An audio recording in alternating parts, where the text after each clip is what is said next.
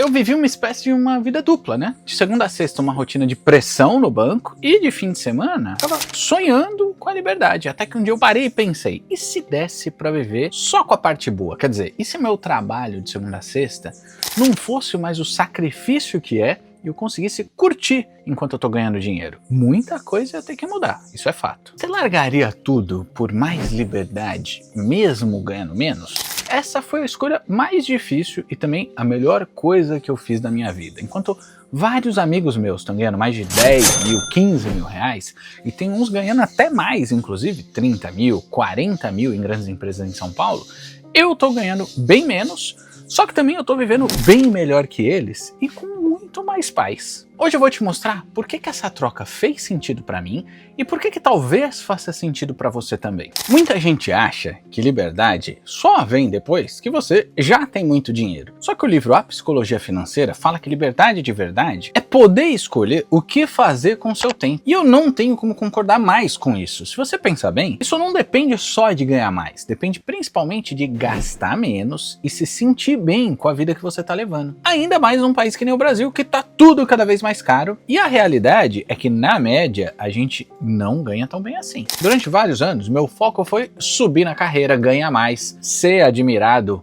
por onde eu chegasse. Mas a real é que quanto mais eu ganhava, mais minha vida ficava apertada, o tempo ia sumindo, as exigências aumentavam e a ansiedade também aumentava. Eu comecei a perceber que o que eu mais queria não era um aumento, era poder ir surfar sem olhar pro relógio, trabalhar com alguma coisa que tivesse mais propósito comigo, tá bem comigo mesmo.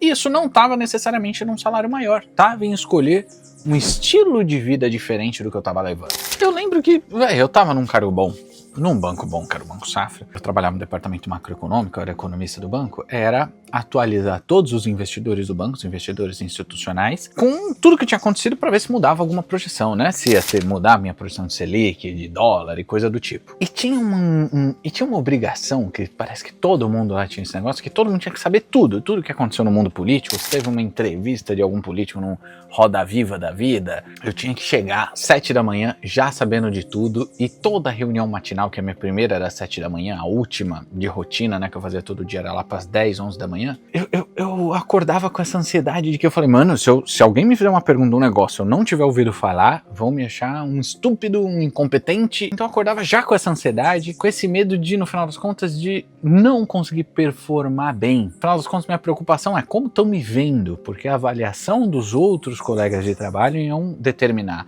a minha promoção, ia determinar meu progresso na carreira, ia determinar meu próximo bônus. Cara, eu me sentia exausto, ansioso, com medo o tempo todo, porque no final das contas a ansiedade é um medo do futuro. Eu não desejo mais isso pra mim, mesmo com o salário que eu ganhava antes. Se você também está buscando liberdade de verdade, não só dinheiro no bolso é bom, mas não é só isso que a gente tem que buscar, se inscreve aqui na Economic. Eu sou o Cezita e por aqui a gente fala de finanças, de investimentos, mas também de uma vida que vale a pena ser vivida com isso. Foi lendo o livro Essencialismo que eu percebi que eu estava dizendo sim para um monte de coisa que não fazia mais sentido para mim. E isso estava custando meu tempo, minha saúde e todo o meu prazer de viver que eu já não tinha mais. O essencialismo, que assim, flerta com o minimalismo, não é sobre fazer mais coisas, é sobre fazer as coisas certas. E uma das coisas mais certas que eu já fiz foi dizer não para aquela vida que não combinava mais comigo. Eu comecei a olhar para minha rotina e perguntar, isso me aproxima da vida que eu quero? Se a resposta fosse não, eu passava a questionar seriamente por que eu ainda continuava com aquilo. E aí veio o estalo.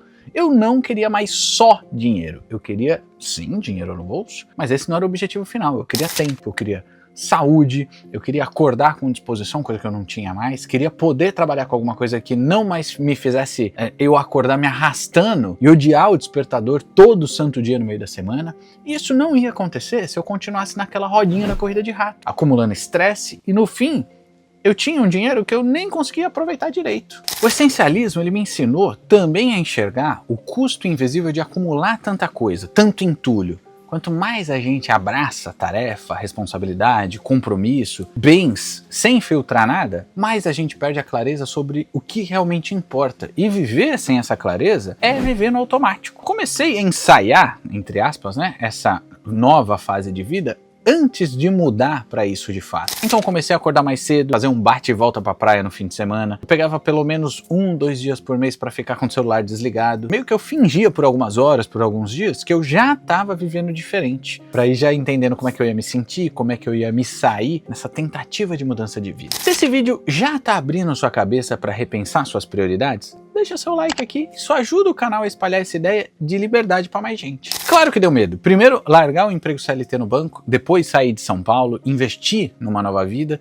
Será que eu tô jogando toda a minha carreira fora? Mas foi aí que um livro bem famoso, chama Trabalhe 4 horas por semana, me deu, acho que o empurrão que estava faltando. Ele fala que o medo de se arrepender geralmente é maior do que o arrependimento real. É meio psicológico isso. Que a gente superestima os riscos de tentar e subestima os riscos de continuar numa vida que não faz mais sentido. O que ele quer dizer é que a gente acha que vai se dar muito mal tentando alguma coisa diferente e nem se toca do risco que a gente corre, continuando com a mesma vidinha bosta que a gente tá vivendo há trocentos anos e não aguenta mais. Eu fiz uma reflexão sincera pensando o que eu tenho a perder. Se tudo der errado, eu sei trabalhar, eu sei economizar, mas se eu não tentar, eu vou passar os próximos anos, talvez o resto da vida, imaginando como é que seria ter apostado os meus sonhos, levar a vida do jeito que eu achava que fazia mais sentido, não mais aquela vidinha no automático. Eu não queria mais ter essa dúvida. Eu não queria mais viver com essa dúvida. E hoje eu posso te dizer com muita tranquilidade, ganhar menos pode sim ser um ótimo negócio se você viver de um jeito mais intencional e não tão no automático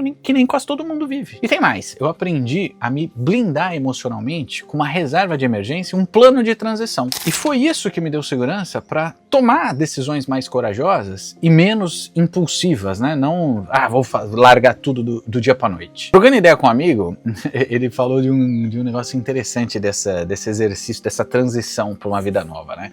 Foi como ir saindo de cena devagar enquanto o filme continuava rodando. Eu já tava vendo o trailer da nova vida que eu queria levar dali pra frente e antecipando umas cenas do próximo capítulo e fui perdendo esse medo de, sei lá, ansiedade do que viria, né? De como seria, por exemplo, andar com um carro hiper velho, que é o que eu faço hoje, de, no final das contas, ter me mudado de São Paulo e vindo morar num sítio. Conta aqui nos comentários, se você tivesse a oportunidade de, a partir de agora eu vou ganhar menos, mas viver uma vida melhor, você toparia? O que te impede de fazer uma mudança desse tipo? O Morgan Housel, ele fala no livro dele que poucas coisas são tão valiosas quanto o controle que você tem sobre o seu próprio tempo. Ele chama isso, nas palavras dele, de a forma mais alta de riqueza. E hoje eu não uso mais crachá, que não usava na época de banco, não tenho mais chefe, eu deixei de ter pavor da segunda-feira. Meu dia, quando o mar tá bom e favorável, começa com surf, trabalho com o que eu acredito, eu vivo num ritmo que respeita a minha saúde física e minha saúde mental. O que eu queria mesmo era uma vida mais simples, mais conectada, principalmente com a natureza que acalma a minha ansiedade, com mais tempo de qualidade e não só um salário cada vez maior. Foi por isso que eu troquei status por liberdade. A pergunta não devia ser, putz, eu tenho um plano perfeito? Eu acho que deveria ser,